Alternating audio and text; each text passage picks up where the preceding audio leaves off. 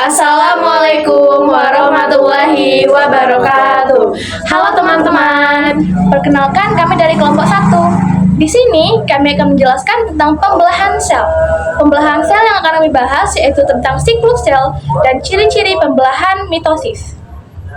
Perkenalkan, saya Tifat Fotobangsa. Saya Naila Zura Nadifa. Saya Chelsea Olivia Siltoka. Saya Rizky Benita Putra. Pada materi yang pertama, yaitu siklus sel.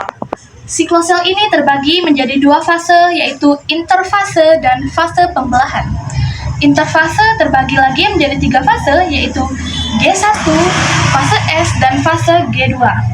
Dan fase pembelahan terbagi menjadi dua fase, yaitu mitosis dan sitokinesis. Fase pertama pada interfase yaitu adalah G1. Fase ini dimulai segera setelah sel mengalami pembelahan sel atau mitosis.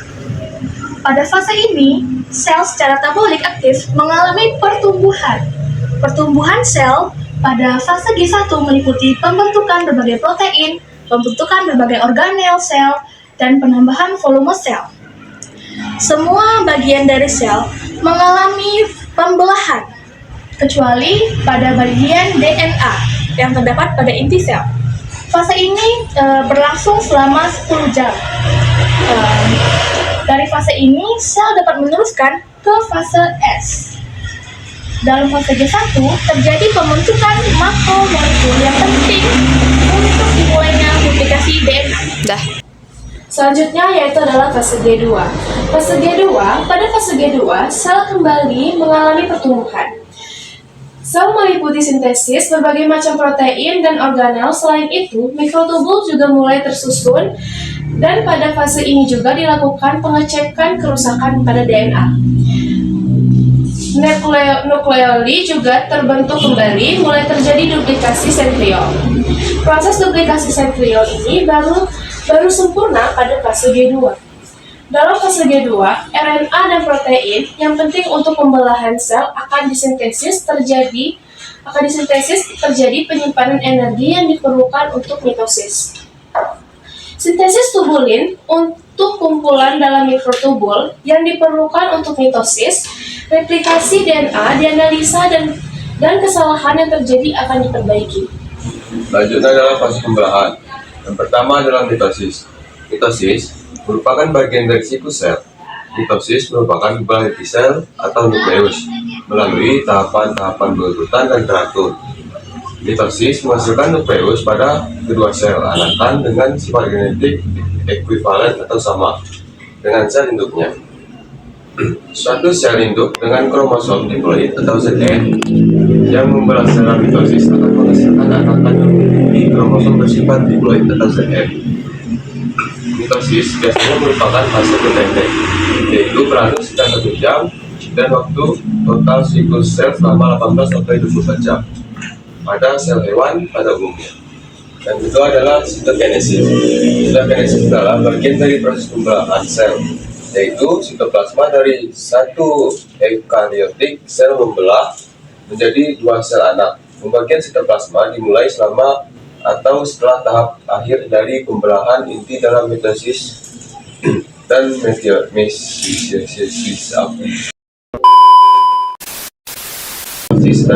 meiosis. Selama sitokinesis, benang gelendong berpisah dan mengangkut kromatid yang digandakan ke dalam sitoplasma sel anak yang sudah terpisah. Hal ini untuk memastikan bahwa jumlah dan kelengkapan kromosom terjaga dari satu generasi ke generasi berikutnya. Saya akan menjelaskan tahap profase. Pada tahap profase, membran inti mulai menghilang, kromosom terlihat semakin tebal, serta benang mulai terbentuk di antara sentrosom. Lalu, ciri-ciri dari profase yaitu pertama, bagian dari nukleus menghilang. Yang kedua, terjadi proses pembentukan pada kromosom yang terbentuk dari benang-benang kromosom. Yang ketiga, pada bagian karioteka akan menghilang dan terjadi proses pemecahan. Lalu, terjadi proses duplikasi pada bagian-bagian dari kromosom dan kemudian menjadi kromatin.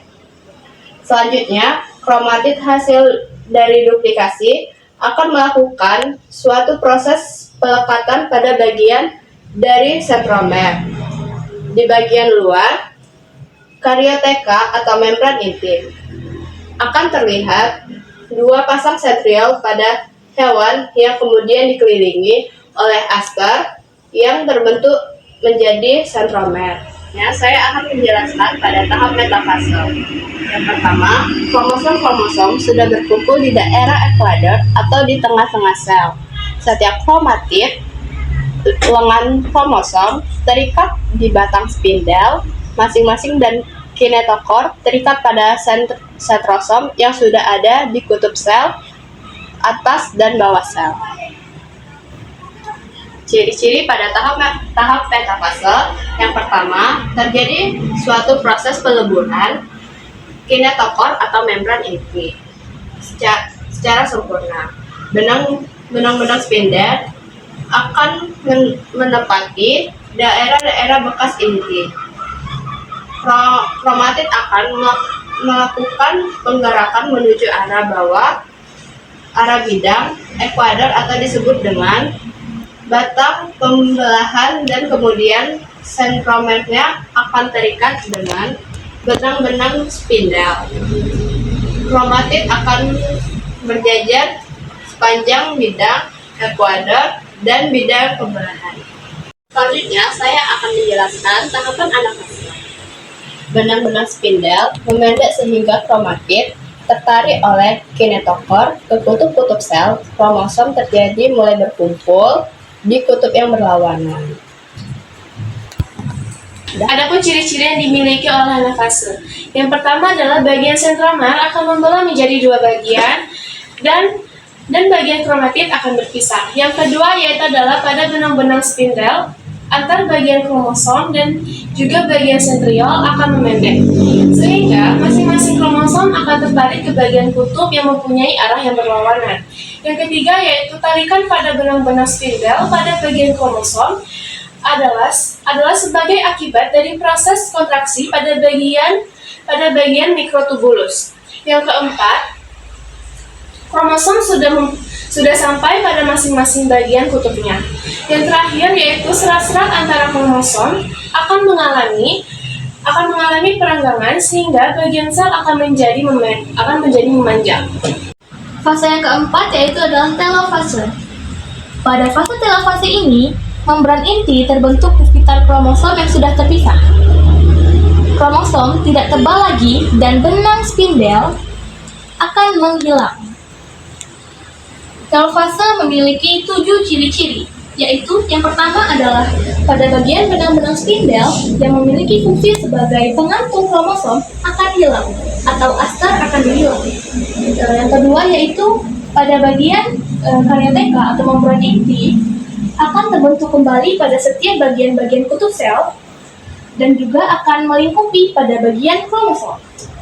Kromosom akan mengalami sebuah proses yang dinamakan dekondensasi yang menjadi kromatid.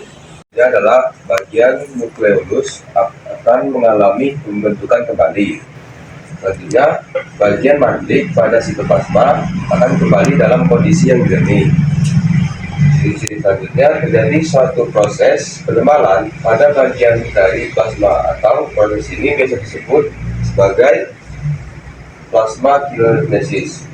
Pada bagian bidang ekuator yang memiliki peran sebagai langkah awal dalam proses sitokinesis. Selanjutnya, terbentuk selaput-selaput pemisah pada bagian-bagian bidang ekuator atau bidang pembelahan atau sebagai proses sitokinesis, dan juga akan terbentuknya dua buah sel-sel anak yang baru. Materi ini kami ambil dari berbagai sumber, yaitu dari buku Irna Ningtyas atau buku biologi SMA kelas 12 dan ada 2 rujukan internet. Sekian penjelasan tentang pembelahan sel dari kami. Sekian dari kami.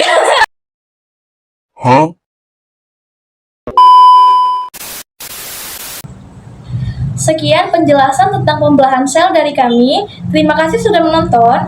Semoga video ini bermanfaat dan wassalamualaikum warahmatullahi wabarakatuh.